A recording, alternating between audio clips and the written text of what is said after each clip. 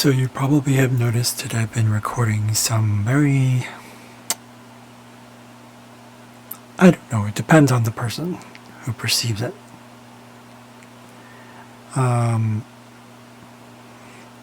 What I've been really trying to do is just show, like, that's it. I'm just showing where I'm coming from. I don't expect anything with those. I just want to be honest.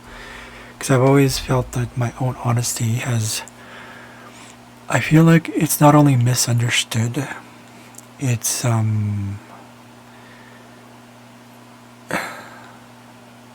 don't know, I don't feel, this is why I feel like even for people that I've talked to who are like, they don't fit in, all that stuff, I've never fit in, as in like, it's just one of those things, and it's not, it doesn't bother me as much anymore, because it's like, well, it's not what it is, it's really,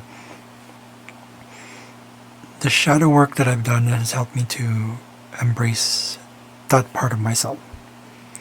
But one of the other things that still, I'm pretty sure does happen is, I'm like anybody else, I'm pretty sure, but I do trigger things out of people. I have been known to do that in the past, not necessarily because I'm honest with what I say, but also because how I say it kind of just like, it's not just weird, it's not just unusual, it's kind of like, we don't know where you're going. And I know that I still have a lot to learn when it comes to communicating with other people, specifically like, not to be exclusive, but communicating with humans. It's a process. But if you bear with me, that's great. If you don't, that's what it is. I'm not going to change anything. I'm not going to change your mind. I'm not going to convince you to be anything other than where you are at any given moment. So, but I find it very interesting that I've always been able to trigger people. In some ways, one way or another. It could be that it's my weirdness, could be my honesty, could be my unpredictable behavior, all those things. And I've known for a long time since I've been doing astrology that it's like, oh, that explains that. Right? So, I mean, I'm going to show my chart here. This is a part where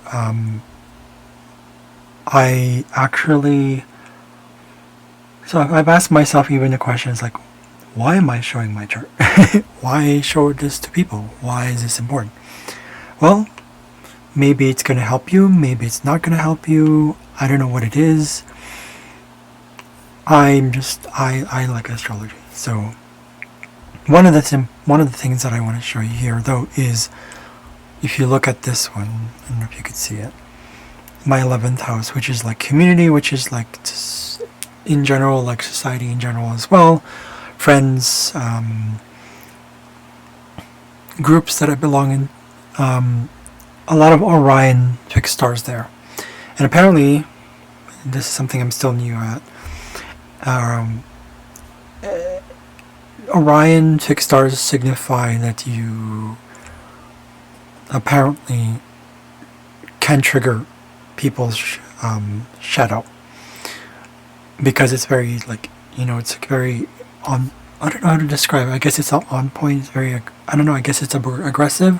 I don't know much about the fixed stars, but then I looked into the what is this one right here? Sorry. I looked into, what's that other, where's that other chart? Right here. I have Lilith there. I have Waldemoth Lilith. And Waldemoth Lilith is apparently the Lilith that is very much complete, or I guess knows more of itself. So I naturally do trigger those. And if you look at Waldemoth here, it's like square Venus. So yes, a sense of self-worth is usually not only, it's about shadow work, but it's also, because that's Lilith, she's not shadow work, she's just a shadow. It's our part of ourselves as shadow, but it's Waldemoth Lilith. So it's the Lilith that is, I would say, feels more like you're sure of yourself. It's kind of come full circle. There's also Callisto. And apparently Callisto, I haven't done my full research on Callisto. Callisto is apparently not just a Xena Callisto, but Callisto as she was, what is this? She was supposed to be like this virgin, but I think she's like mistaken for misunderstood. Again, another type of misunderstood individual. She was seduced by Zeus and all those things, but she was turned into a bear because she gave in to her lustfulness, or rather she gave into, in my case, it feels like giving into what others are trying to tell me, and I feel like that's pretty common. It does apply in my life.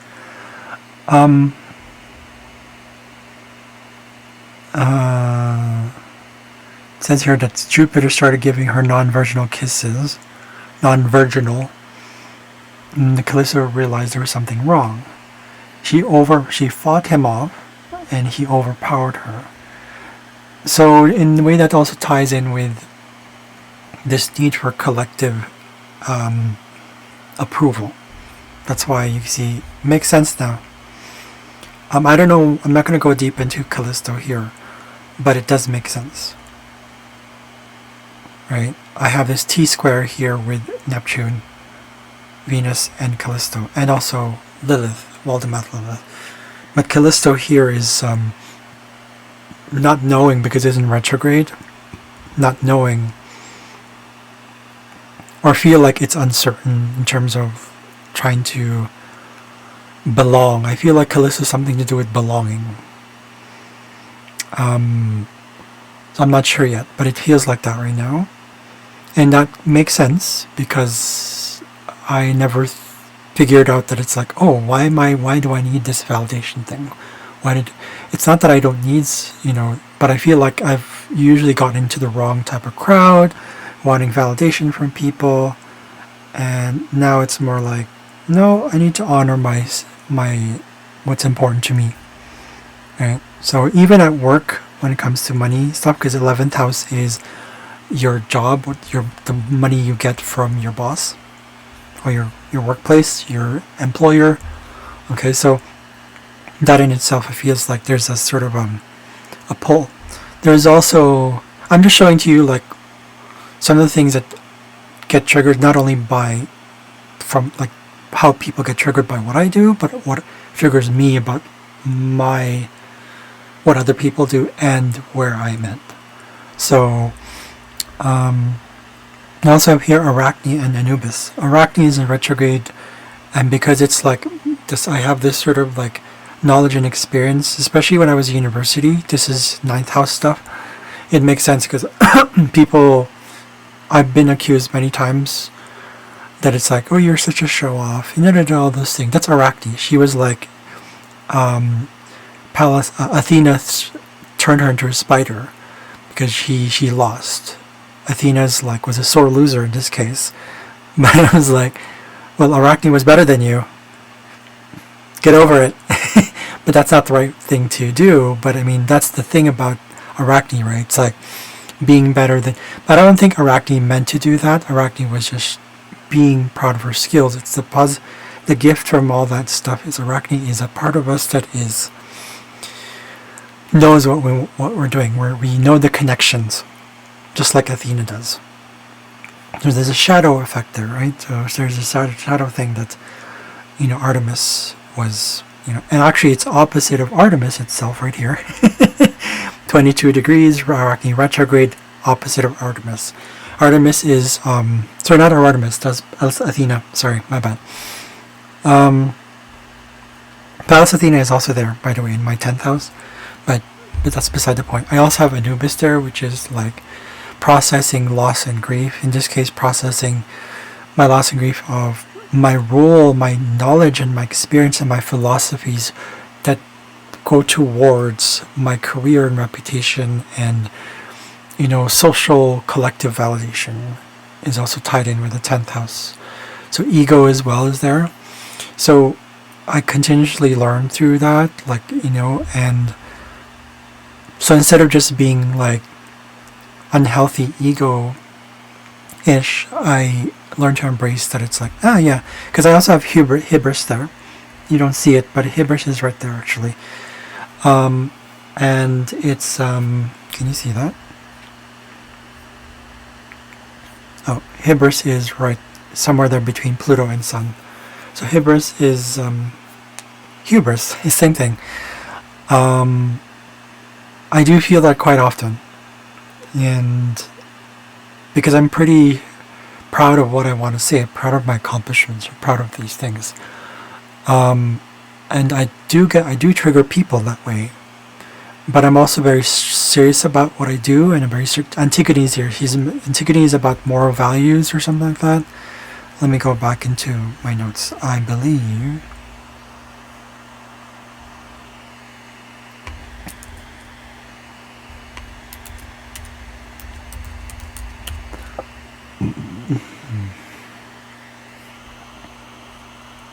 Yeah, moral code, moral values, human logic, highest immovable thoughts, and blah blah blah. Okay.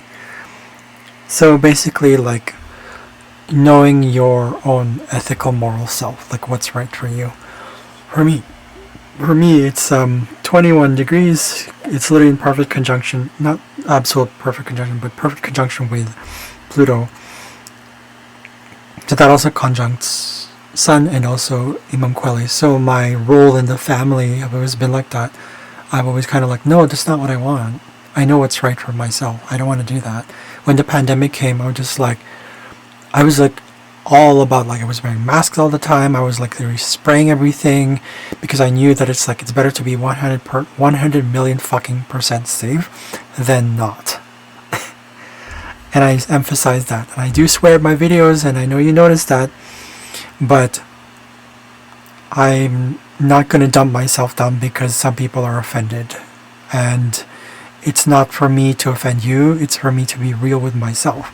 If I'm triggering something in you and you're triggering something in me, it's up to each of us to really process that and then work together when it's possible. When I say work together, I mean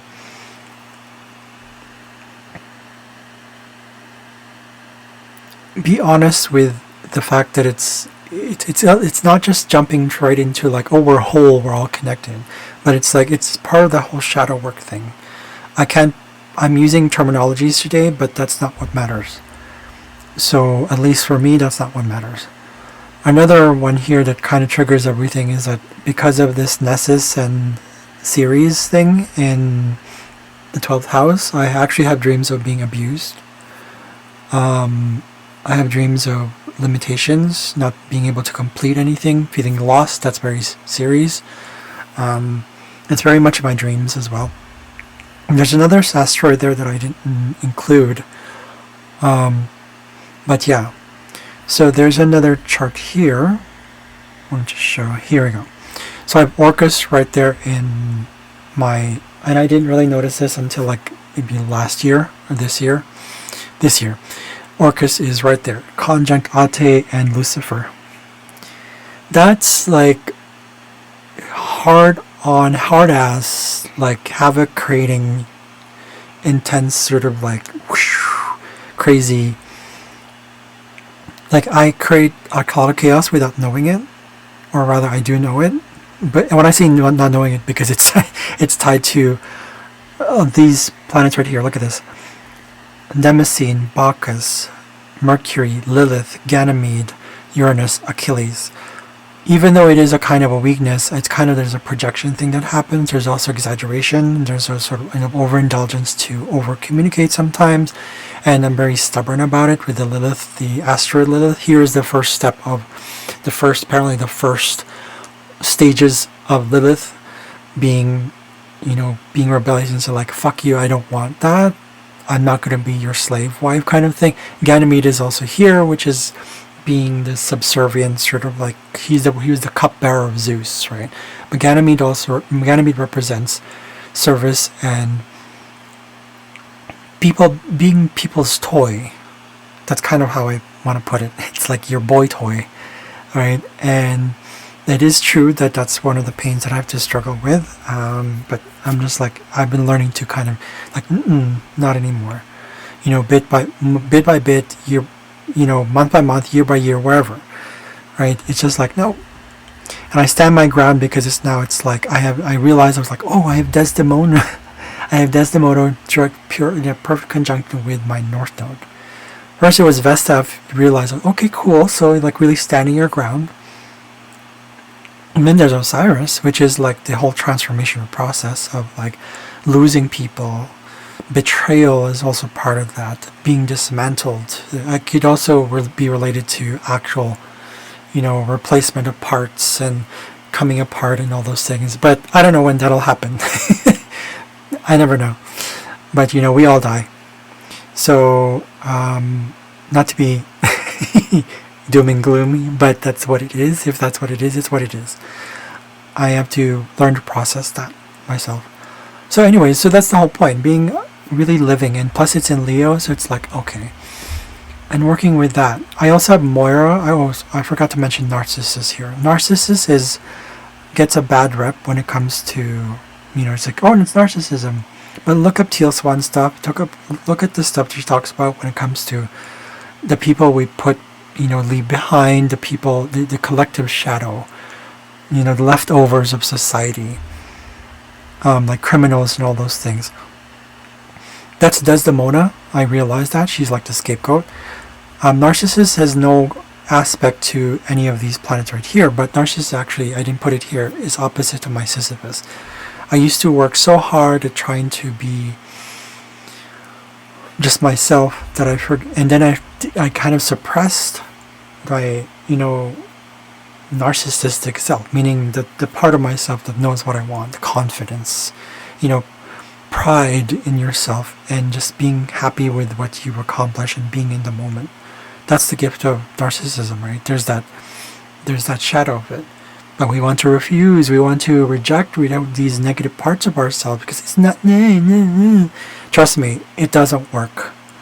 It's kind of like the same thing as I do when I do my Wim Hof method stuff, whatever it is you want to call it, doesn't matter. When I finally do I do the breathing, then I do the cold shower. When I do the cold shower, because I'm facing the cold, I face the fear. Now it's like I'm used to it. I have not gotten sick since 2020. I have these little sniffles, but it's not a cold. I don't get sick. You know what I'm saying? So you never know unless you try and fucking go for it. You know, even if you don't feel called to it, sometimes there might be a push for something, not the Wim Hof method, but something where it will get you on your path. Whatever your soul has you decided to learn in this life, that's what it's gonna take. And the more we resist it, the more it's gonna call out. The more it's gonna call out. I'm still learning that. And it's like, oh, why didn't I listen to that? Why didn't I listen to that? Ugh, right? So embrace both polarities. Bring them together and be whole. That's my little spiel for today, because I have to start work soon. But, yeah, that's all for today. I wasn't sure if I would do some sort of reading other than this one. But anyways, I wanted to share all that. So, if I do trigger you, I don't know what to say to that. Because it's like, that's not my intention. My intention is to be real with myself. So, there's a part of me that's triggering you. There's a part of that needs to be addressed. Same with myself. If I'm getting triggered by somebody's thing, whatever it is, like for example, the likes here on YouTube, I have to understand where that comes from. Like, why am I looking for that validation? Why am I still doing that? I have to go inward, deep and deep and deep. Because it needs to be an aspect of myself I need to re-embrace. Okay? Can't be positive.